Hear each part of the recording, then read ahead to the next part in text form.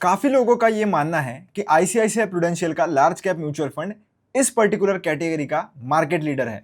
पर वही काफी लोग ये भी समझते हैं कि ये स्कीम टोटली ओवरहाइप्ड बन चुकी है। आज की वीडियो में हम इस स्कीम के बारे में काफी सारे फैक्टर्स को एनालाइज करेंगे और फिर डिसाइड करेंगे कि क्या ये स्कीम सच में ओवरहाइप्ड है या अभी भी वर्थ इट है। सबसे पहले हम फंड के ओवरव्यू से शुरू करेंगे, जिसमें सारी बेसिक डिटेल्स जो होती है वो हम जान लेते हैं। तो मिनिमम इन्वेस्टमेंट अगर आपको इस फंड में करनी है तो 100 रुपीज से आप कर सकते हो। मिनिमम एसआईपी भी करनी है तो 100 रुपीज की है। एग्जिट लोड है 1%। अगर 365 डेज के पहले आप आपका पैसा निकालते हो तो 1% एज एग्जिट लोड या पेनल्टी आपको देना पड़ेगा। नेक्स्ट है इसका लॉक इन पीरियड। तो कोई भी लॉक इन पीरियड इस स्कीम में नहीं है, तो जब चाहो तब आप आपका पैसा निकाल सकते हो, कोई भी लॉक इन आपका नहीं रहने वाला। रिटर्न्स सिंस लॉन्च अगर आप देखोगे तो ये बहुत ही पुरानी स्कीम है। इसके रिटर्न्स 16% के आसपास रहे हैं। और रिस्कोमीटर की अगर हम बात करें तो वेरी हाई रिस्क कैटेगरी के अंडर ये आता है। बेंचमार्क इस पर्टिकुलर स्कीम का अगर आप देखोगे तो वो निफ्टी 100 टोटल रिटर्न इंडेक्स है। जैसा कि आपको पता ही है, ये एक लार्ज कैप स्कीम है और लार्ज कैप स्कीम कहां पर इन्वेस्ट करती है तो top 100 listed companies of India में ही ये लोग इन्वेस्ट करते हैं। इसके बाद एसेट्स अंडर मैनेजमेंट की अगर हम बात करें तो 72,000 करोड़ से भी ज्यादा है। एक्सपेंस रेशियो 0.85% है। डायरेक्ट प्लान की मैं बात कर रहा हूं, पर ये थोड़ा मुझे ज्यादा लगता है 0.85। अगर 0.6 के आसपास होता तो ठीक ठाक होता। इसके बाद टर्नओवर रेशियो की अगर हम बात करें तो 16% का है, जो कि बहुत ही कम है। अब मोस्टली 100 स्टॉक्स ही होता है फंड मैनेजर के पास, जिसमें से वो पिक कर सकता है कहां पर इन्वेस्ट करना है या नहीं करना है। तो टर्नओवर रेशियो यहां पर इस कैटेगरी में तो मैं ज्यादा होना एक्सपेक्ट नहीं भी करता हूं, पर क्योंकि एक एक्टिव स्कीम है, 16% एक एक्टिव स्कीम के लिए माइट भी कंसिस्टेंटली अगर हो तो फिर थोड़ा कंसर्निंग हो सकता है। क्योंकि एक्टिव फंड होने के बावजूद अगर उसमें टर्नओवर ज्यादा नहीं है तो फिर वो एक पैसिव टाइप का फंड ही हो जाता है।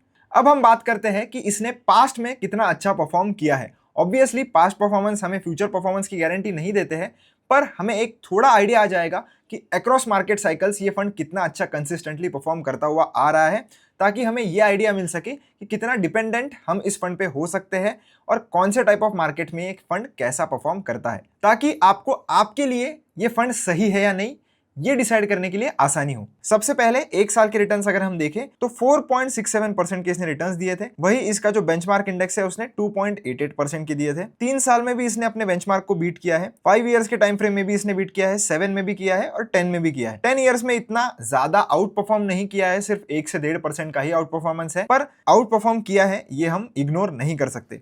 अगर हम 7 ईयर, 10 ईयर और 5 ईयर और 3 ईयर ये अगर चारों टाइम फ्रेम में देखें तो ये फंड टॉप 5 स्कीम्स के अंडर आता है लार्ज कैप कैटेगरी के अंदर। मतलब ये फंड एक कंसिस्टेंट परफॉर्मर रहा है अपने कैटेगरी में, जो कि एक बहुत ही अच्छी बात है। नेक्स्ट हम इस फंड को इसके कंपटीटर्स के साथ कंपेयर करेंगे और देखेंगे कि इसके कंपटीटर्स के कंपेयर में ये फंड कितना ज्यादा अच्छे से परफॉर्म कर रहा है। तो सबसे पहला कंपटीटर इसका है एसबीआई का लार्ज कैप फंड, जो कि एसेट्स अंडर मैनेजमेंट के हिसाब से इस कैटेगरी में सेकंड नंबर पर आता है। और अगर आप इन दोनों का परफॉर्मेंस देखो अगर पिछले 5 सालों का, तो आपको ये देखने के लिए मिलेगा कि लगभग जुलाई 2023 तक ये जो स्कीम्स थी वो काफी ज्यादा सिमिलर परफॉर्म कर रही थी कंपेयर टू इट्स बेंचमार्क। पर 2023 के बाद आप अगर देखोगे तो स्कीम ने थोड़ा आउट परफॉर्म करना शुरू किया है आईसीआईसीआई प्रू ने, और एसबीआई अभी भी स्ट्रगल कर रहा है अपने बेंचमार्क को बीट करने के लिए। आप बेंचमार्क की जो चार्ट है वो ग्रीन कलर में देख सकते हो, ब्लू कलर में आईसीआईसीआई प्रू का मिल जाएगा और पर्पल कलर में आपको एसबीआई लार्ज कैप का चार्ट यहाँ पर देखने के लिए मिल जाएगा। अभी नेक्स्ट अगर इसका कंपटीटर हम बात करें तो वो है Nippon India large cap fund. ये भी स्कीम काफी ज्यादा बड़ी है और इसने भी बहुत अच्छे रिटर्न्स दिए हैं पास्ट में। और आप अगर देखोगे तो कंपेयर टू एसबीआई और आईसीआईसीआई प्रू का जो लार्ज कैप फंड है, जून 2021 या जैन 2022 से ही इसने थोड़ा आउट परफॉर्म करना शुरू कर दिया था बेंचमार्क को भी और आईसीआईसीआई प्रू के लार्ज कैप फंड को भी। तो नो डाउट निप्पॉन का जो इंडिया लार्ज कैप फंड है वो भी एक अच्छी स्कीम है, पर इन दोनों में से कौन सी चूज करनी है ये तो टोटली आपके पर्सनल चॉइस के ऊपर आ जाता है। आपके रिस्क एपेटाइट के हिसाब से आपको जो स्कीम कंफर्टेबल लगती है उस हिसाब से आप चूज कर सकते हो। निप्पॉन इंडिया का भी वीडियो आपको चैनल पर मिल जाएगा। अगर आप उस स्कीम के बारे में जानना चाहते हो तो वो वीडियो भी जरूर चेकआउट कर लेना। तो कंपेयर टू आईसीआईसीआई प्रू और इसका जो बेंचमार्क है, निप्पॉन इंडिया ने टोटली इसको बीट किया है, आप क्लियरली यहां पर देख सकते हो। नेक्स्ट हम बात करेंगे इसके रोलिंग रिटर्न्स की, जो हमें यह बताएगा कि आईसीआईसीआई प्रूडेंशियल का जो हमारा लार्ज कैप फंड है वो कितना कंसिस्टेंट परफॉर्मर रहा है। तो पिछले 5 साल के रोलिंग रिटर्न्स मैंने लिए हैं, आप देख सकते हो कंपेयर टू इट्स कैटेगरी इसने काफी अच्छे हमें रोलिंग रिटर्न्स निकाल के दिए हैं, जो कि एक बहुत ही अच्छी बात है, क्योंकि एक कंसिस्टेंट परफॉर्मर आपके पोर्टफोलियो में रहेगा तो आपको एक रिलैक्सेशन का फील रहेगा इन केस अगर आप एक रिस्की इन्वेस्टर नहीं हो और आपको वॉलेटिलिटी नहीं झेली जाती। तो अब बात करते हैं इसके रिस्क रेशियोज के बारे में, जो हमें ये आइडिया देंगे कि कितना बेटर रिस्क एडजस्टेड रिटर्न्स ये फंड हमें देता है, और दूसरा कि ये फंड कितना ज्यादा वॉलेटाइल है, ताकि जो वॉलेटिलिटी को सहन नहीं कर सकते, जिनको वॉलेटाइल फंड्स अपने पोर्टफोलियो में नहीं चाहिए, वो डिसाइड कर सके कि ये स्कीम उनके लिए सही रहेगी या नहीं। तो स्टैंडर्ड डिविएशन और बीटा ऐसे दो फैक्टर्स हैं जो हमें ये बताते हैं कि फंड कितना ज्यादा वॉलेटाइल है कंपेयर टू इट्स कैटेगरी। तो यहाँ पर कैटेगरी का एवरेज है राइट में, और लेफ्ट में आप देख सकते हो कि compare to its category average ये फंड लो वॉलेटाइल है। बीटा भी अगर हम देखें तो वो भी लो वॉलेटिलिटी ही हमें शो कर रहा है। शार्प रेशो हमें बेटर रिस्क एडजस्टेड रिटर्न्स बताता है, तो जितना ज्यादा उतना अच्छा। तो आप देख सकते हो कैटेगरी एवरेज से अच्छा है। ट्रेनर्स रेशो भी कैटेगरी एवरेज से अच्छा है, और जेनसेंस अल्फा अगर हम देखें तो वो कैटेगरी से लगभग 4 गुना ज्यादा है। तो कैटेगरी एवरेज से इसने काफी ज्यादा अच्छा अल्फा आपको जनरेट करके दिया है। पिछले 3 साल का ये डेटा है, तो पिछले 3 साल के हिसाब से ही ये रेशियोज कैलकुलेट किए गए हैं।